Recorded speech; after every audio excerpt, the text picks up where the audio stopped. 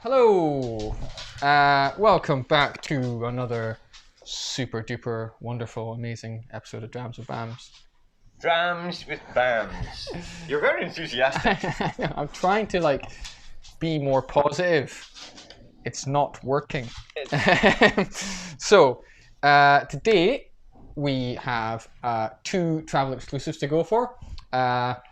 Both of which we acquired through an auction, not because we're world travelers, because we're really rather boring. And you're not allowed to travel anywhere. You are allowed for essential purposes, and I would maybe argue that you Picking up cheap liter bottles of booze is an essential purpose. Yeah, nah, don't do that. No. These, and actually, to be fair, we got these months and months ago anyway, at auction, and yeah, so two travel exclusives. One we're going to start with is from Auchintosh, and second one we'll get onto is a Dalmore, which I know. If you don't know what travel exclusive means, it means that you can only buy them in duty free. Yes. As you're leaving or entering the country. But saying from duty free isn't as nice as saying travel exclusive. Makes you sound like a. I tried many years ago. I bought a bottle of. You can get them. You can get them duty free, or you can get them from the distillery themselves sometimes. But that tends to be the only places. Hence why they're in liter bottles and not your 70 CLs. Yes. Like you would normally find. It was Dalmore Valor, I believe it was called. Valor. Ooh, yes. I already like it. Was you couldn't see through it. Like it was dark and chewy and it was lovely. And I got it from the distillery. Dalmore being one of my favourite distilleries to go to. As we have spoken, nice. We've spoken about that lots before. It's a wonderful distillery. I'm not going to bore you all with all of that deer killing nonsense again. But look at the last look at episodes we've done before. Yeah. If you look up on the Dalmore episodes, I'm sure I've spoken about it, and they've got really cool King Alexander III saved from being killed by a stag. Blah blah blah blah blah. Dalmore 15 episode. Go back and watch it. Absolutely. But yeah, they do all these but we're starting with the Auchintoshan. And they tend to be really chewy and nice. Yes, I was getting to that because I just don't think I'm going to like it. I just don't know something about it. I've got this. I'm a big Auchintoshan fan. One of my go-to drams is the 12. It doesn't look appealing to me. Well, see, this looks nothing like the 12. It looks nothing like the other ones we've got in the shop. This is the lightest Auchintoshan we've got in, and this is the fourth Auchintoshan we've got in. I immediately think it's gonna. I don't know. Actually, I don't want to just I've decided already by the look of it that I'm not gonna like it. Now I don't want to do that. So this is it, and I'm immediately like, I'm gonna hate this. So this is a Springwood, and it's done in North American bourbon oak casks. Cool. Fairly underwhelming nose, but it's light. It's very light. Do you want me to be honest? Be honest. Yes, this is a. I think it smells like a rabbit hutch. Having owned a rabbit, it does not. But when you walk into Pets at Home and stick your head in the big things. Stop sticking your head in Pets Kid. Would you briefly, very, very quickly asked to leave Pets at Home? The rabbit. Excuse me, Pete. Can you stop sniffing the rabbits? You've been told about this before. I don't know. It's very light. It reminds me. It's super light. More than a bourbon. It reminds me of like a white winey cask, and I'm just not a huge fan of it. It's super light. A little fragrant. Grassy. Yeah, it's just that light fragrance. Yeah. But then it's Springwood. It's. I suppose that in itself to me makes it sound like a lighter. Yeah. I'm just doing this motion as if that means something. I get it. It's like a summer day, drinking out in the garden, fresh cut grass. Yes, kind of. I think that's the idea. It's just not my. No. My thing. I can understand that. I mean, I think the. There's loads of vanilla, orange. I don't know if I get citrus and orange and all these things that they say there, isn't it? I'm not gonna lie. Me. You get a very light flavour to start with, and then I do think you immediately get chocolate. It's chocolate on the palate, 100%. Even I get that, and then it follows up with a bit of citrus. Settle down, Beaker.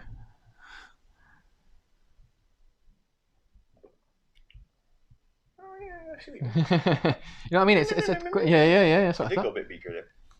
It's one of the films that ever made me cry.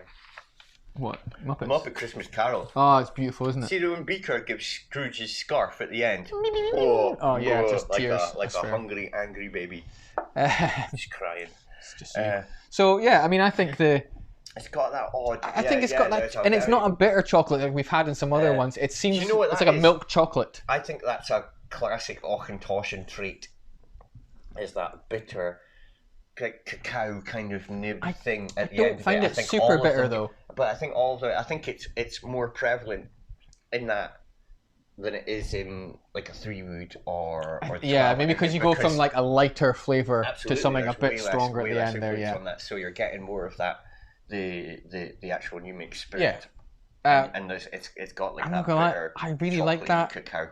You've got the bitterness, a little slight bitterness stays, and then your citrus. On the palate, it's way nicer than I expected it to be, and because of that sort of complexity in the back of your tongue and that kind of bitter. Because I think you get the bit of vanilla and then the citrus, and then the finish stays with the bitterness and maybe the colour doesn't look cool. The nose isn't great, but it tastes quite nice. There you go. Oh, well, I mean, that's all the summing up I need. I like that. But then I'm an Auchentoshan fan. That's what I would say. And I was fully rigged up to not like that. I don't like the look of it. I think if I'm going to be completely honest with you, I know a lot of these things don't matter, right? And they don't. Yeah. But like, the colour's not hugely appealing for me. For me, that's not immediately. That's a red flag because I'm like, that's probably always. It's light. And do you know what? I not don't the like? lightest we've seen, but And it's do you know quite what I light. don't like? I've got this thing where like I can't stand green. Like that is awful. That looks awful. I find that doesn't suit the label. It's horrific. Yeah, I mean, I'll go up to camera with this, but I do agree. It's a sort of that green doesn't suit it. I'm gonna try and get this right. Like, this thing for green. I mean, I remember when they did Coca-Cola. Yeah. And they had green tins of Coca-Cola. Coca-Cola Life. Life. Yes, that was it. Yeah. And I hated it. And I couldn't even look at them. I went into like this almost like Wow.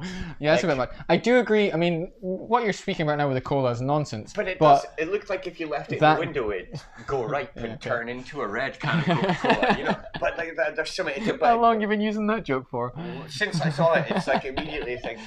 So I mean, I there's something about it. Immediately I was just like, oh, I'm not hugely impressed with this. But the nose again, I think was a bit odd, rabbit hutchy, but finishes up very nicely. I think it's pretty tasty. It certainly doesn't. It's you can't judge it by its cover. That's what I'd say. I mean, it's certainly worth a taste because it's got a lot more sort of depth or complexity in its finish than a whiskey that light and of this type would make me think it has. But cool. Well, I'm glad you got a happy ending. That's surprising.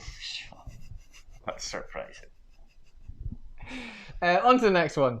But before we drink it, you may be wondering. Oh yeah, that's good. So we have only the penitent man will have noticed. Yeah. So we got this. It is a tumbler from goldenoak.co. To go to their website. It's an oak whiskey tumbler, and we got it to try it out and see and to give our opinion of it.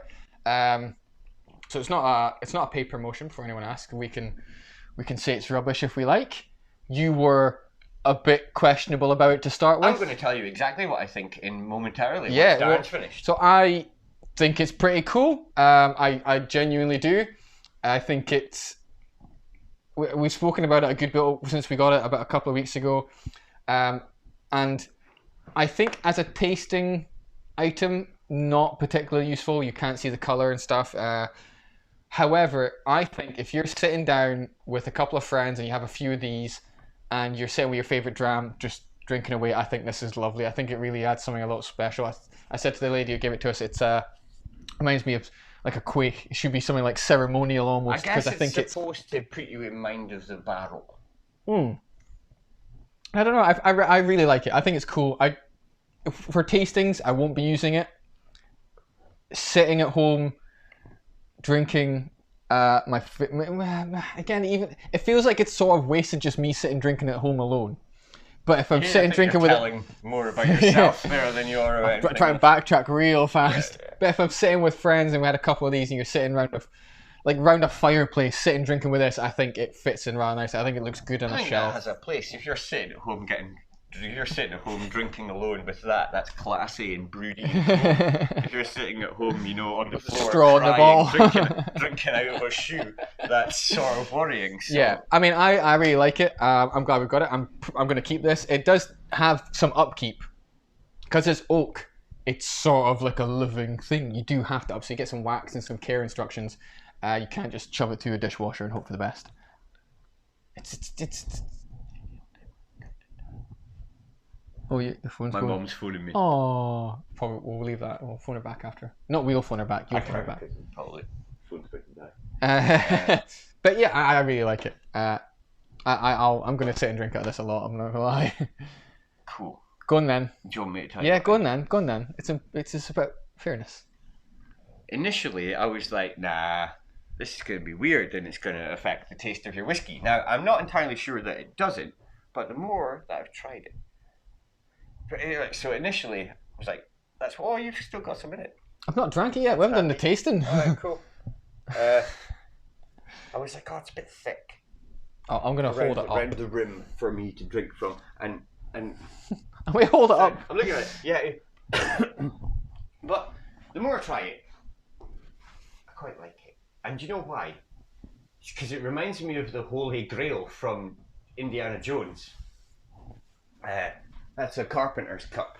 That's the one you pick. And the more I thought about Indiana Jones, the more I thought, I quite like this. and I've drank more and more out of it. And the thickness of it hasn't really bothered me as much as I thought it was. I quite like a... Yeah, I mean, you said that at the start, though. I'm going to say I quite like a thin rim. No, I know... Leave it. Well, no, Pete, we're going to leave it. Alright, cool. This is grown up. So I prefer... and it's quite thick, but it hasn't bothered me as much as it would. And like you said, if you are like... If you've got a room where you have your whiskey and you sit and have a dram, like I know a couple of people do. Yeah. A few people usually watch this. Like you've got your wee cabinets and whiskey, I think tends to. Like it's going to look nice on those shelves behind. Whiskey, I think, tends to be a ritual. More often than not, you'll sacrifice. You'll have a dram before you go to your bed, or you'll have a dram before you do this, and it's breakfast, more of like lunch, dinner. More of like a ritual thing. That's when you're not us and you're just like, I need one right now. Oh right, oh for normal people, sure, yeah. So it's like a ritual thing, and if you are into that and you've got like like a whiskey shelf or whiskey cabinet, and you love the ritual of having a dram and things like that, a couple of those on the shelf. That's gonna look amazing. Yeah, and I'm still unsure as to how it affects the. Because that's the thing that you've seen it, and I seen the look on your face, and you were like, "That's wank." But you've drank out of it a few times, and I've drank out of it a few times, and I always pretend I'm Indiana Jones. So there you go. So yeah, initially I was like, "Oh, all right, fair enough." But no, actually, it's something cool to sit on the shelf. It's something nice to sit and drink out of. Pretty cool. Yeah, it's a big fan. So now we'll get to if you don't have the skull of your enemy. Yeah, this is a pretty close second. That's as good a drinking vessel as any. Yeah, absolutely. I think it's nice. Obviously, you need bigger ones for like a pint. Obviously, during COVID, we'd recommend you don't drink from the skulls of your enemies, or at least wash them out. Sanitize it first. Wash obviously, them out we're not irresponsible here. Wash them out thoroughly first. So on to the current contents. I completely forgot there was actually another whiskey. The Dalmore. Regalis? Wow, yes. Is it Regalis or is it Regalis? Regulus. Regulus? I'm really sorry, my mum's phoning me again. I'm going to have to go and make sure that nothing's going wrong. Right. I will continue with Dalmore and he can come back and neck it and let us know. So, this is a Dalmore Regalis or Regalis or Regalis. We're not sure. So this is as we said, whiskey, travel exclusive, excuse me. And on the nose, it's straight away. Maybe just because we've just had this, it's got so much more of a thickness to it. It feels like a thicker drink, if that makes any sense. It's like a chewy. It's even on the nose, it's chewy. And I know we've tried this before, and when you get to the taste, it's exactly the same. It's much more fuller. It's just a big, thick-bodied whiskey, and it's lovely. Like a lot of the Dalmores, I find that's a very consistent trend with Dalmores is that it's chewy, it's leathery, it's almost it's like you're drinking a solid sounds like nonsense, but if you drink it, you know exactly what I mean. I would assume. But you get straight on the nose for this. It's like a sweet bitter. There's stewed fruit, but there's vanilla through there, a bit of orange. There's something else in there that I can't quite get. But it's nice, and it all adds up to like you're being like a little like a fruit cake, like a mince pie at Christmas kind of thing. I think that's a very, maybe even like a seasonal drink, to be honest, a Christmassy drink. And then on the palate, again, it's a chewy flavor. There's sweetness in there. There's another fruit in there, and I can't quite get it. No, it's like, give me a second. I'll work it out.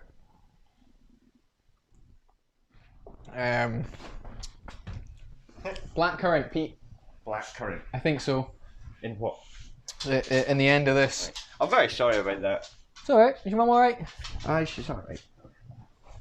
I was worried there. No, that's fair. No, that's all right. Professionals would edit that out, but Nah. we're human beings. Yeah. Yeah. So what? I'm gonna answer the phone to my mum. Fucking Big right. whoop. Anyone? If Pete's you, mum's lovely. If you wouldn't answer the phone to your mum in the middle of a whiskey thing, then you're a terrible person. You are, quite yeah. frankly. You're a terrible person. Right, yeah. Have a go at that. I will always put my mother before whiskey.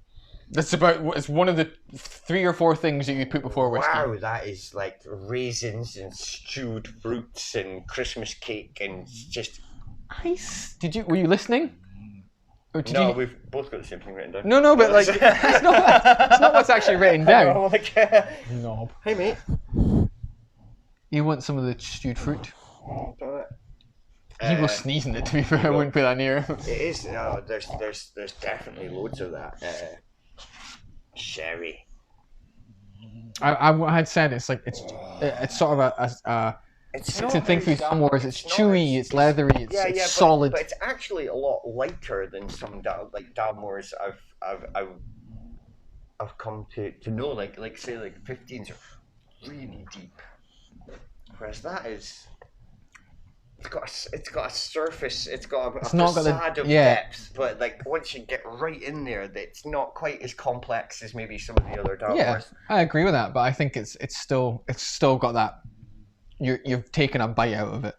It's like creme brulee. Like creme brulee's got that crust, but then underneath it's all soft. It's like you. That. Yeah. Oh, that's really nice, thank you. But shut up. There's, you know what I mean? So it looks on the surface, it looks like it's going to be that dark, chewy, cigar smoking. Like. I mean, when you look at the color of that, bad boy that you'd expect. But I think once you get past that, there's a much lighter, more delicate kind of. The finish is a lot more delicate than I find on a lot of the Dalmores that I've tried. I say a lot of the Dalmores, the few Dalmore that I've tried. The finish is a bit more playful, if you will. Not camp, playful. It just doesn't have the. It's so light and not what you expect from a Dalmore or from. Well, it's sort of what you expect from a Dalmore, but there's less of that. Yeah. You've bitten the piece off, but you don't have to chew it as much. Yeah, and which is a weird thing to say about a drink, but okay. No, but if you drink Dalmore and you're familiar with the range, they are. It's chewy leather, Christmas cake, tobacco, like fruity, kind of leathery sherry, and that tends to be the thing. Whereas that, like I say, it's got this facade of it, and there's like this like an area where you're like, oh yeah, it does that, and then it just disappears into this quite gentle, honeyed. I think it's a really nice expression of Dalmore from the ones I've had, where you do get tobacco. This. Yeah, I think this would be a really nice one as your first Dalmore. I think if you were looking to ease into it, if you want to take the dive and have a Dalmore 15, go for it. It's lovely, but I think even the 12 is. Oh yeah, no, I mean, 12's really nice, but if given the 2, I'd go for the 15. Now I have no idea what's in this. I have no idea how old. No. It might be. but this is something that I'm seeing more and more. And like, I hadn't noticed until we started doing these regular videos, but I'm now pretty sure that no age statements there's a lot of them I'm really finding just aren't hitting the mark. Yeah, which we have it depends some comments where your coming mark up, is. but yeah. But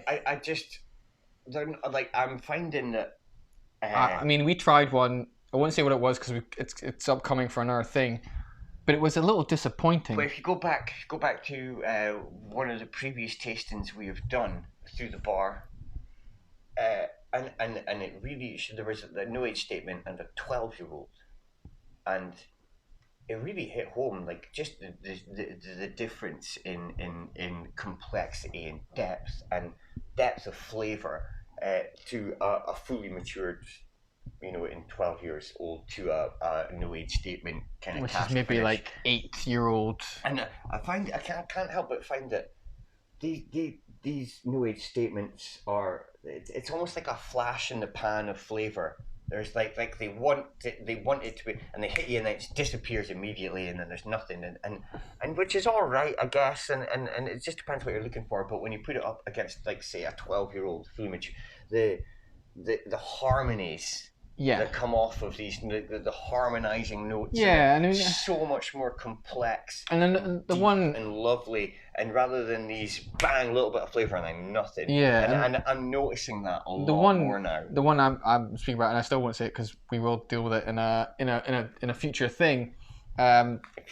They've got 2 no age statements out at the moment. One's fine enough as your entry level, and the second one's the one we've just tried. And I know what you're talking about. It's because Darren's personally and emotionally hurt by the fact that he doesn't like the whiskey that he was desperate to love. It's what it is. Yeah, it is. You were desperate to love it. It's shit, isn't it? It's not shit. Sorry. It's not shit. Sorry. But I build it up too much. Because it's like the step up from their entry level one, but they're both no age statements. And I looked at the company's website, and all they have listed as their core range is 2 no age statements. I think that's not enough. She used to enjoy a 16-year-old of this particular one, and now can't find it anywhere. Yeah. And now they have this. She might be able to figure it out. But we'll deal with that another time. But this is a point of no age statements. Is I do think there's ones done really nicely. But I think a lot of places maybe right now are missing the mark. And see what I mean? Like, there are a couple I think this is done nicely, but it still doesn't hold its own against a Dalmore 15. It's not a no age statement to put it in the same way as This is a special edition thing, whereas a lot of entry level stuff, Macallan Gold. So for instance, like we did that one. So I'll say it like Glenlivet. We did a Glenlivet tasting, and Glenlivet have a range of no age statement cask finishes out. Captain's Reserve, Cognac. So there's Cognac, there's a rum, Caribbean, Founder's Reserve. Now, they're nice. They're nice enough. They're nice as drams, but they're very obviously targeted towards bars that are maybe gonna chuck it in a cocktail, or they're not for sitting. If you enjoy them, absolutely, you can sit now. That rum cask, I could sit and drink on its own and enjoy it, and not. You certainly can drink them on their own, but you maybe wouldn't. If you're a whiskey drinker and you drink it next to, say, the 12-year-old Glenlivet, and like it's worth it, because if you watch that whiskey tasting we did, I think I visibly go, wait a minute, this is way better than all of that stuff. And you went back and drank that 12. And it was just, we'd gone through a period of these new age statements and cask finishes and things like that, and I was I'd sort of fallen for the magic of them. Yeah, because it's all they're interesting. Time. And then I tried this 12-year-old, and I remembered that just the depth and complexity and the harmonies of flavour that come off of just that full time in that wood, rather than just these little flash in the panny flavours, and again, I'm noticing it more and more and more and more the more I drink things, and I'm like. But we are going to ask questions of this soon enough, as you will see. But we're going to call it a quits there, because we're rambling, Pete. We're rambling. Absolutely. It does happen. Thank you guys very much for watching again. There will be more episodes coming soon. We're filming a few today, so we'll have them all up and ready. Unfortunately, you can't come in and try these because everything's closed still. I mean, technically, you could buy them to take away, You could buy them to take away if you wanted to try these and try them at home. but if not, just head off till the Samaka bar's open again, and we'll see you then. Buy some, take them home, and then if you're then film yourself tasting them, send it back to us. Let us know what you're doing. Actually, that'd be pretty cool. We'd like to see all of your drams with BAMs. You're all BAMs. We all have drams. Yeah. Do it. Send it back to us. Let us know. Yes. Yeah. Absolutely. Go for it. Why the hell not? I mean, we're all bored as hell. Do it. Do it if you like. Send us a video. Thank you very much for watching, folks. We'll see you again next time. Take care. Cheers.